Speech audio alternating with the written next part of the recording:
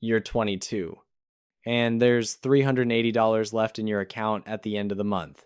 Not before bills, after after the rent on the apartment you share with two other people. The one with the warped laminate countertop and the window that never quite seals. After the car payment, after the student loan minimum.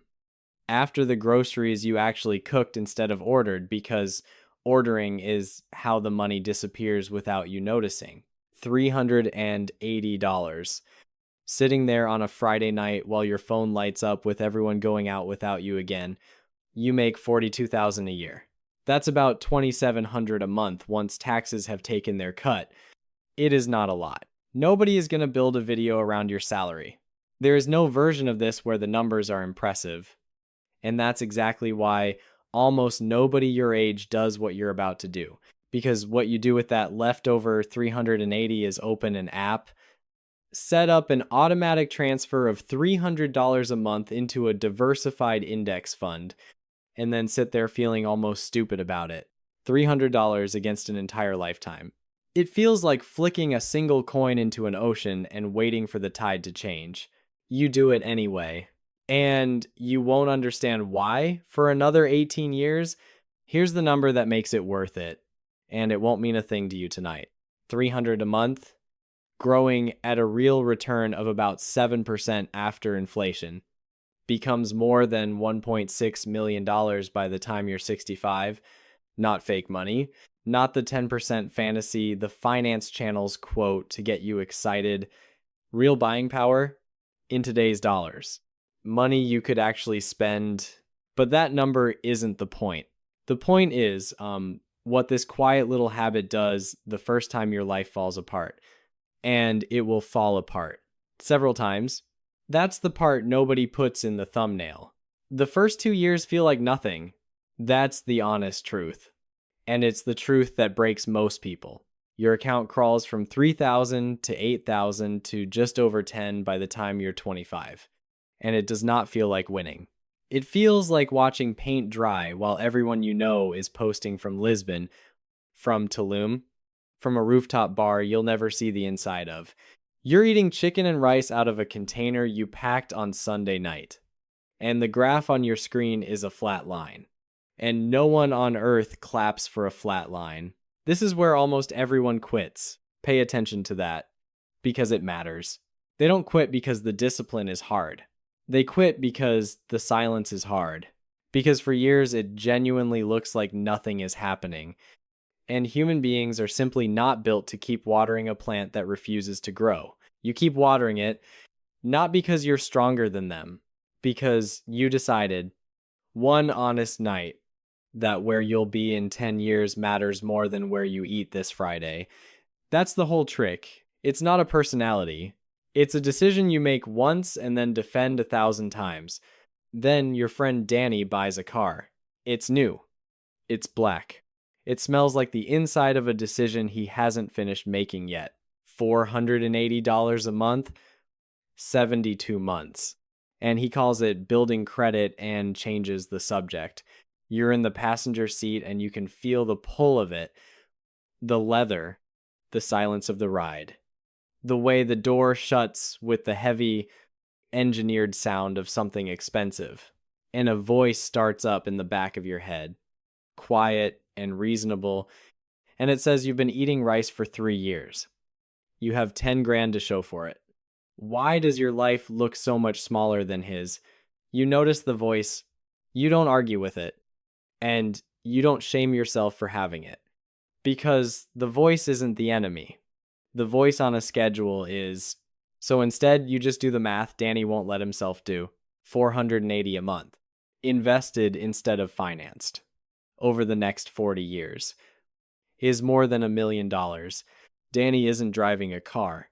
He's driving his retirement, and he won't understand that for decades, you get out at your stop and walk to your own 11-year-old Civic and you feel something that takes a second to name. Not jealousy, not even pride. Something quieter and steadier than both. Clarity. The specific calm of knowing exactly what you're doing and exactly why. You're 26 the first time the money reaches out and saves you. It's 3 a.m. and there's a pain that won't go away.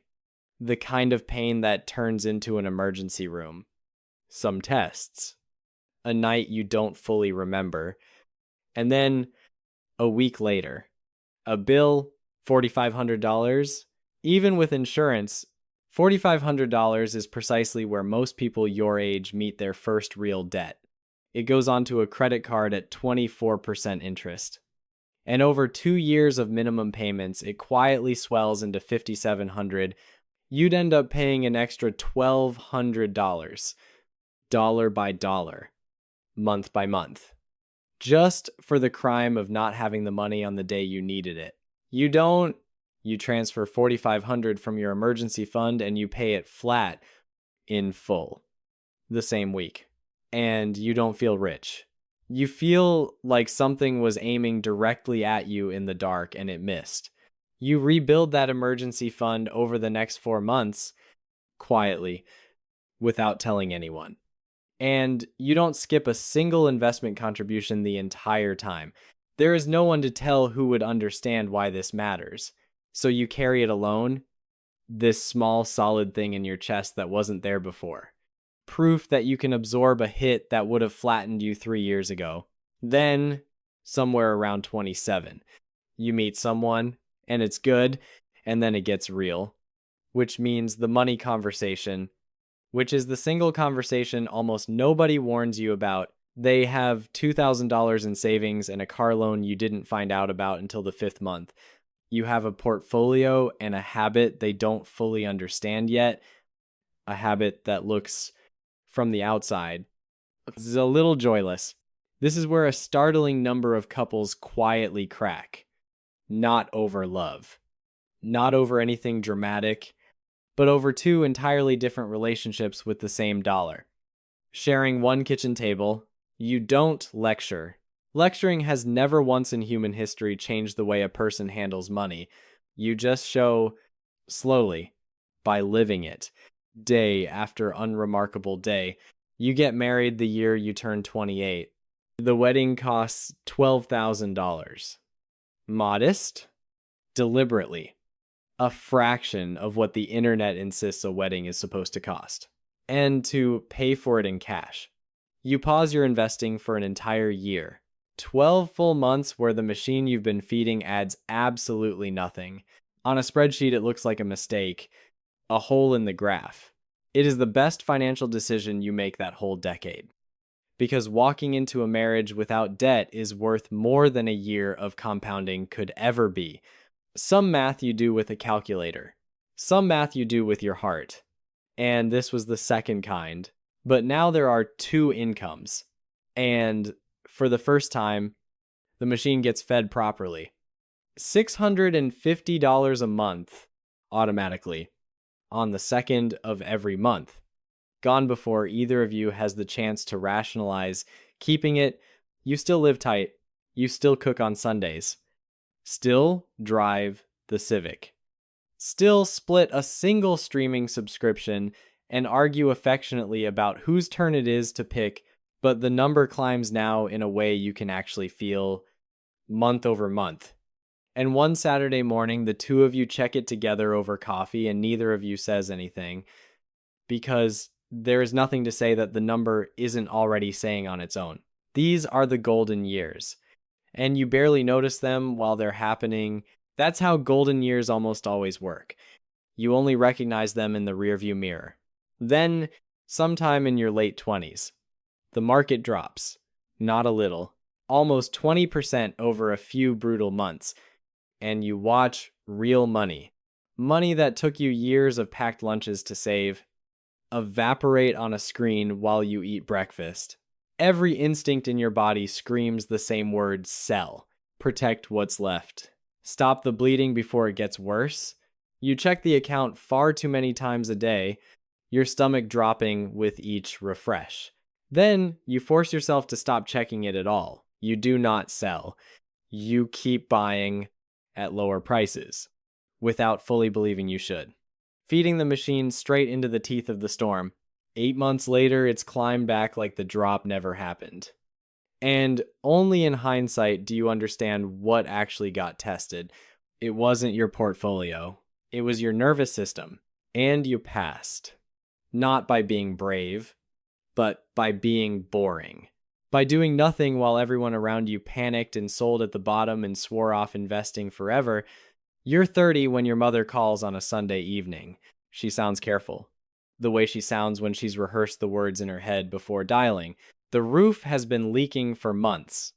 She admits, and she ignored it as long as she possibly could. And now a contractor has come out, and the repair is $6,000. She does not have, and she's so sorry to have to ask.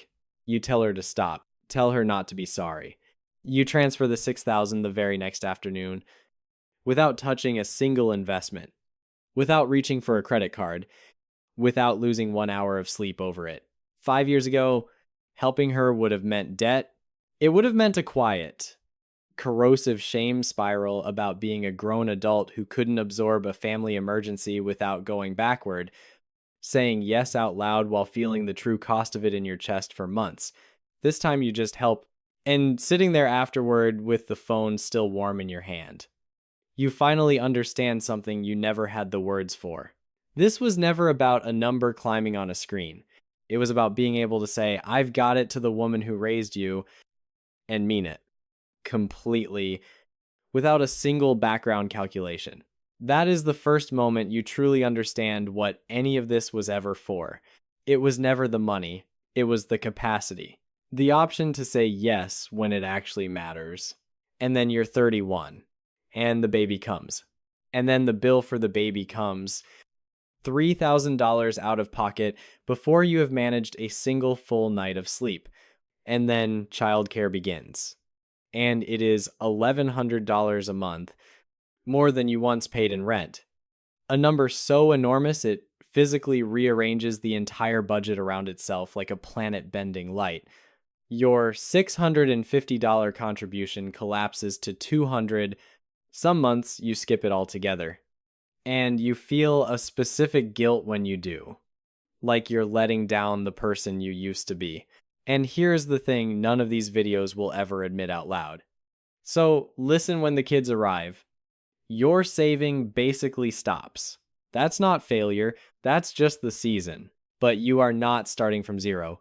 You have $64,000 already sitting there, already working, already compounding whether you feed it or not.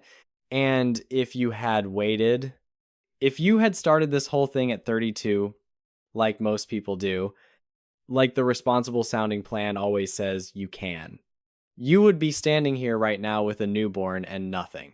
No cushion, no floor, just a screaming budget and a decade you can't get back. Instead, you have 10 years of compounding stacked underneath you. And that single fact changes everything about the years that are coming, because at 33, the second baby arrives. And now it's 2 kids in daycare. $2,200 a month. More than your first apartment cost. More than some people's mortgages. You contribute almost nothing for 4 straight years. You are exhausted in a way you genuinely did not know was possible. Broke in the middle of every month, even on 2 incomes. Running on lukewarm coffee and the strange chemical adrenaline of very small children who do not sleep. And one night, after everyone is finally, mercifully, asleep, you open the app out of habit, and the account has grown by $20,000. You didn't add that. You couldn't have. You barely added anything for years, and you know it. Your 24-year-old self added that back on a Friday night when $300 felt pointless and small and almost embarrassing. The money is raising itself while you raise them.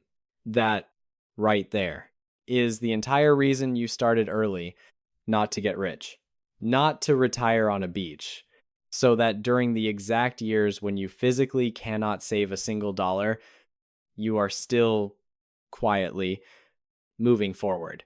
So that time keeps working the shifts that you are too tired and too stretched to work yourself. You're 36 when your youngest spikes a fever that will not break, an ambulance in the middle of the night, a hospital room, the specific marrow deep terror of a very small body hooked up to monitors that beep in a rhythm you start to hate. And in that waiting room, money is the last thing on earth in your mind. When the bill finally comes, $4,000.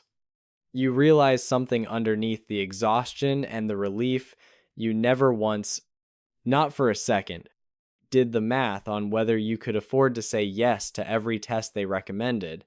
You just said yes, every single time. The money bought you the freedom to think about nothing in that room except your child. That is what it's for. That was always, from the very beginning, what it was for. You'd quietly raised your emergency fund to 6 full months of expenses by then. You never once touched the investments to do it. Now, the part these videos always skip. Channels exactly like this one will promise you $4 million by retirement. 4.3, if we're being precise about it. And that number isn't technically a lie. It's what $300 a month becomes at 10% over 40 years. But it uses 10% and it very quietly ignores inflation. And 40 years of inflation quietly eats that 4 million down to a fraction of what it appears to say on the screen. The honest number, the one you can actually spend in a store, is closer to 1.6 million in today's money. Still life-changing. Still more than most people you know will ever see in one place. But real, you are not building a fantasy number to impress strangers. You're building something that will be worth exactly what it claims to be worth on the day you finally need it. And then the kids start school. And the daycare ends. And suddenly there is $2,000 a month that used to vanish into thin air every single month. And you funnel every last cent of it straight back into the machine. It roars back to life. Your contributions climb to 650 again. Then higher still. And the graph that stayed flat for so many years, the flat line that nearly made you quit a dozen times, is not flat anymore. It's bending upward now, the way compounding always eventually bends slowly. Then all at once, late and steep and undeniable. You turn 40, and before you do anything at all, before coffee, before your phone, before the kids are awake, you lie there in the dark and you think about being 22, about the $380, about the app and the transfer, and how genuinely stupid it felt that Friday night. Then you reach over and check the number, about $167,000. You are not rich. Let's be completely honest about that, because honesty is the whole point of this. You didn't beat the market. You didn't get lucky. You didn't invent anything or inherit anything or catch a single lucky break the rest of us didn't. You had the same wedding as everyone else, the same 2 kids, the same medical bills, the same fevers at 3 in the morning, the same market crash that nearly scared you out. Your life was not optimized. It was just lived, fully and expensively, like everyone's, but somewhere out there is another version of you. Same face, same salary, same everything, who started this exact life at 32 instead of 22, same wedding, same 2 kids, same leaking roof, same hospital room, same everything, except for 10 years. And today, at 40, that person has $38,000. You have $167,000. The gap between the two of you is $128,000. And here is what should stop you cold. It is not a gap in income, and it is not a gap in discipline, because you barely saved a thing while the kids were small. Remember, the only difference between you and that other person is that at 22 on a Friday night when it felt pointless, you gave the money time. And time turned around and carried your entire family through every single year that you could not carry it yourself. There's a person out there right now, this very evening, exactly your age, sitting at a kitchen table with a warped countertop and a radiator that bangs all night, opening a spreadsheet for the very first time, staring at $214 in 10 years they can never get back. You know that person intimately, you know exactly how they feel. Because you almost were them. You didn't get rich in your 20s. You did something quieter and much harder. You built a floor underneath the people you love so that when the fever spiked and when the roof leaked and when the second baby came, the answer was always every single time, without hesitation. Yes. And somewhere in all of it, the future stopped being something that simply happens to you. It became something you had already started 18 years ago on a night when absolutely no one was watching.